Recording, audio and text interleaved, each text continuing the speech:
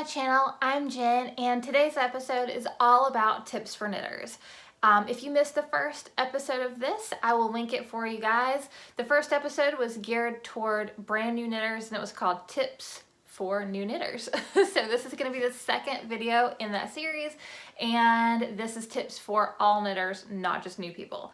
Before we get started, I just want to say thank you to everyone who is joining me today. If you are new, consider subscribing. You can do that below and hit the bell if you want to be notified whenever I post new videos. Also, if you're interested in finding me across social media, you can go to the link tree below. I'm on Facebook, Instagram, and Ravelry. Also, I have an artisan hand-dyed yarn shop, traintrackfiberdesigns.com, and everything I mentioned that I can link will be linked below. Or, of course, if you just want to go plunder through everything I've linked before, you can go to knitinthezone.com. So, let's get started.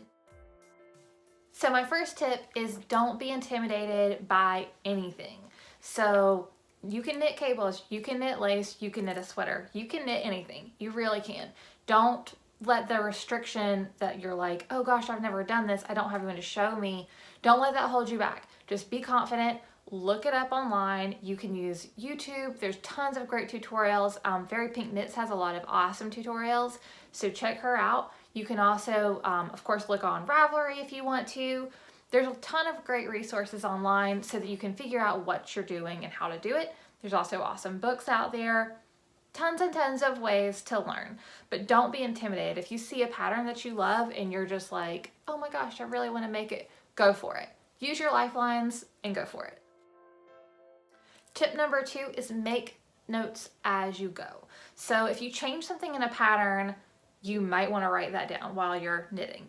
I like to keep a little notebook in my knitting bag so that I can write down notes for things, and I just write whatever pattern it is and then anything that I've changed.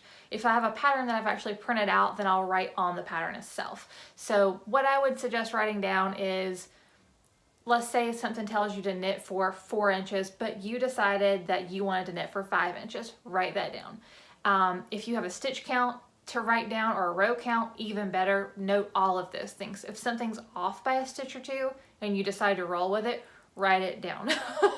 The reason is, if you're making 2 of something like socks or sleeves or anything else you need 2 of, you might come to that point and not realize, hey, I made a change.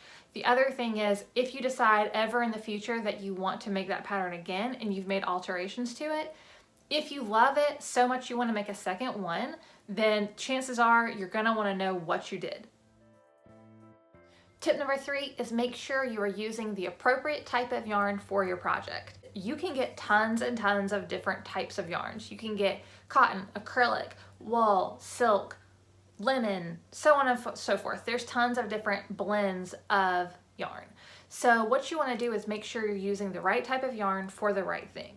And if you're not using the appropriate type of yarn for your project, you may not be happy with your results. So for example, you might not want to knit a baby garment out of mohair because 2 reasons. Mohair is usually not machine washable and babies make a mess. The other thing is babies put things in their mouth and mohair sheds. So those 2 things just generally are not going to be a great fit for one another.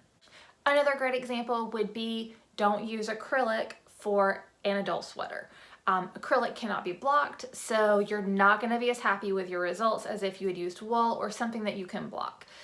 Now, this isn't anything against inexpensive yarns. You can go to like Joann's or Michael's or somewhere like that and get a wool yarn. So it's not saying you can't use a less expensive yarn. Everything doesn't have to be indie hand-dyed. That is what I prefer, but everything doesn't have to be that. You can get yarn that will work just fine for your projects for a lower cost, but you want to use the appropriate fiber content. My next tip is to block. So particularly whenever you're knitting lace, you want to block it so that it opens it up and it really shows off your stitch definition. It makes it look way prettier. You can block anything though, even if it's stockinette, it will still help all of your stitches to lay flat and just look better. My next tip has to do with using hand-dyed yarn. So if you're knitting with hand-dyed yarn, the general rule is to alternate between 2 different skeins if you're using more than 1 skein per project. But I want to take it a step further.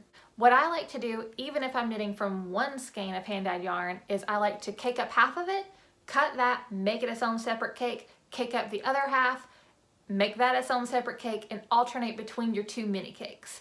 So that prevents any type of pooling that you would get, particularly whenever you're having long color runs. That would prevent all of that from having a big swirl down your body or just pooling in general. My next tip is know your tools. So there's lots of different types of knitting needles out there. There's straight needles, there's double point needles, there's circular needles. In addition to coming in different shapes and sizes, knitting needles also come in different materials. So resin, wood, metal, there's a lot of different options. Personally, my favorite type of needle is a circular needle. Circular needles can take the place of both double point needles and straight needles. A straight needle is only about 14 inches long at the longest. Generally, these are harder to work with in my opinion. Keep in mind the opinions expressed in this video are mine and mine alone. So they're harder to work with because this will hit you in the arm. The other thing, it gets heavy. The more you knit, the more fabric you're creating and the heavier this is gonna be. So you're gonna be having to lift that with every single motion.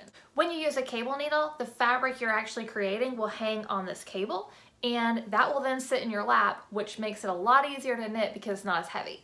Also, the needle part is shorter, so you don't have anything hitting you in the arm whenever you're knitting.